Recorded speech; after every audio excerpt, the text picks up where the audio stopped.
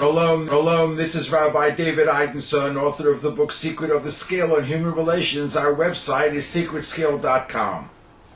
Many videos of interest are there. Today, our video is on hate, specifically anti-Semitism directed against the Talmud, against the teachings of the Torah, and people have been using the lies that they make up about what the Talmud says, what the Jews say, for centuries to justify persecuting and destroying the Jews.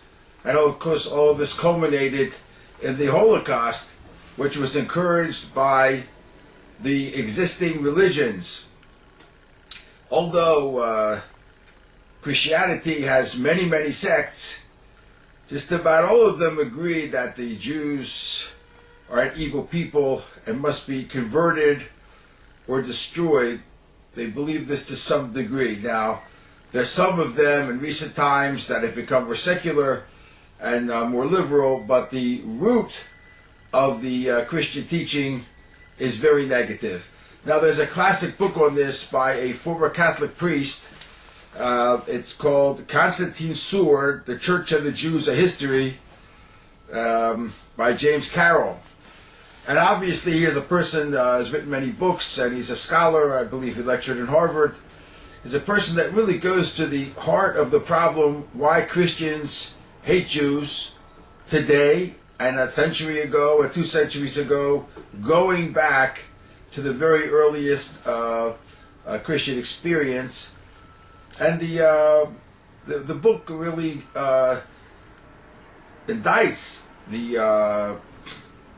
the Christian religion for this, and the author goes back and he says, I am a Christian and I believe in Christianity, but I believe that the part of Christianity that hates Jews is wrong, not so much because it's immoral, but because it is unchristian, and he has a whole book about this.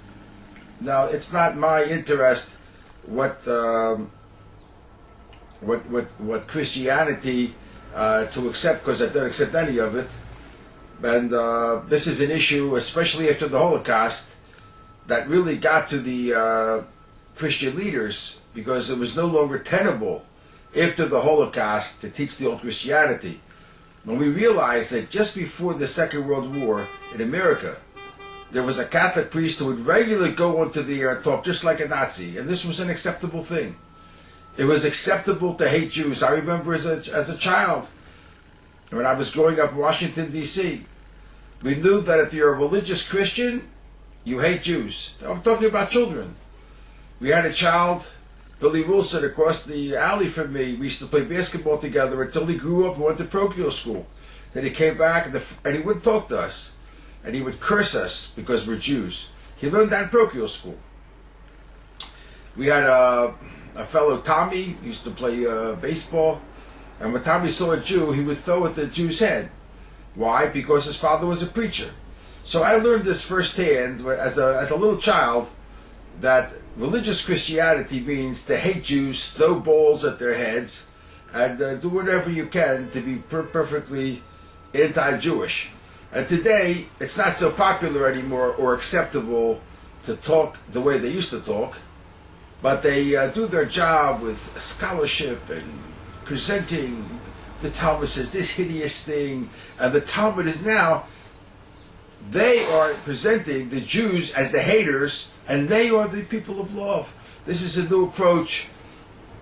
And of course, if you look into what they have done, as I have done, I have a website, JewHaters.com, I made with a Nazi who I managed to convince that all the things he had learned was wrong. And he encouraged me to make this site, and I did. And he took my writings about Judaism and sent it to his email list, thousands of real Nazis and haters of Jews. And we had some kind of a dialogue then. And they did speak to me with respect, and I enjoyed talking to them. And as long as there's respect, then we could talk. And I feel that it's a very important thing to show people who are idealistic and religious, because remember, these are good people. They want to be religious. They are taught by their clergy that to be good, you have to hate Jews and maybe beat them up and maybe kill them. They are taught this by their clergy. So they're not bad people. And the people who participated in gas chambers were people who were doing what they were raised to do by Martin Luther. Martin Luther wanted this. Martin Luther would rejoice to see a crematory. He would rejoice. The hate, the violent hate from Martin Luther and other very senior clergy led to the Holocaust and led to the hate that exists today when people go on the internet to say their lies and spout their lies. But again, if you want to have the full story of how the Christian religion became ferociously anti-Semitic in the worst ways and were responsible for the Holocaust, you could read James Carroll's book, Constantine's Sword, The Church and the Jews, A History. I make this point in my website and whenever I can. Anti-Semitism did not exist in the biblical times. It did not exist until about 2,000 years ago with the beginning of Christianity. Then the Jews, for religious reasons, became despised as a people. And this is part of the New Testament. In the New Testament, it says these things. The Jews are hideous, evil. Our whole being is, we were conceived in evil and lost. Horrible, horrible statements in the New Testament. And anybody who reads these things cannot help but hate Jews in the worst way. And yet the people who are hating the Jews, they're doing this out of goodness of their heart. They really feel they're serving God by destroying Jews. And all of these people, whether it's Christians who are taught to be good people and hate Jews, or whether it's Muslims who are taught to be good people and hate Jews, all these people, when they die, they're going to go to the heavenly court, and God's going to say, why do you hate Jews? Because they're evil, because this. And God will say, excuse me, I swore to have a covenant with the Jews forever. And you say that the Jews have been supplanted by Christians or Muslims? Do you think I changed my mind? I'm God, I don't change my mind. What your belief is blasphemy. So we have a whole world of deeply religious people, Christians and Muslims.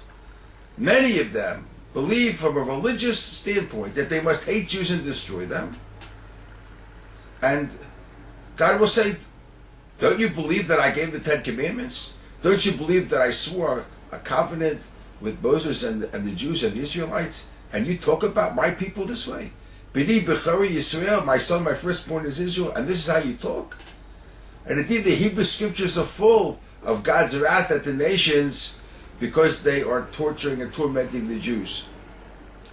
But the Christians such as Martin Luther came along and said, if the Jews suffer, that proves that God hates them. So they made a theology, first of all, you can kill and destroy Jews. And now once you kill and destroy Jews, that proves that God hates the Jews, and therefore it shows the Jews are evil, and therefore you should go and kill and destroy Jews. And much of this, again, is in this book, this wonderful book, Constantine's Sword, by James Carroll. It shows how the Christian religion went the wrong way. That is, he personally is a Christian, and he believes that there were certain messages in early Christianity which are viable for him, meaningful for him. And the church came in the first and second centuries and pulled away from Jews. And not only did they pull away from the Jewish religion where they had been founded, but they created the Old Testament and the New Testament. The Jew is the evil, the black darkness, and Christianity is the light, the holiness and the good. So by destroying the Jew, you are creating goodness. And this attitude is the first time in history where there was anti-Semitism, that you hate a Jew because he's a Jew, that a Jew is a reprehensible thing, an unacceptable thing.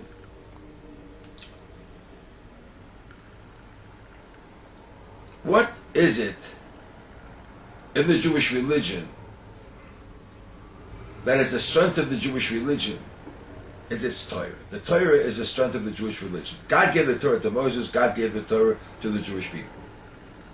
Now the Christians are always talking about the Talmud, fooling on the Talmud, fooling on the rabbis who believe in the Talmud, and they're the Pharisees, the Prushim, in Hebrew called the Prushim, the people who separated themselves from those deviant sects among the Jewish people themselves became Prushim. And the Christians said, oh, the Prushim, they're the enemy. And they were right, because the Perushim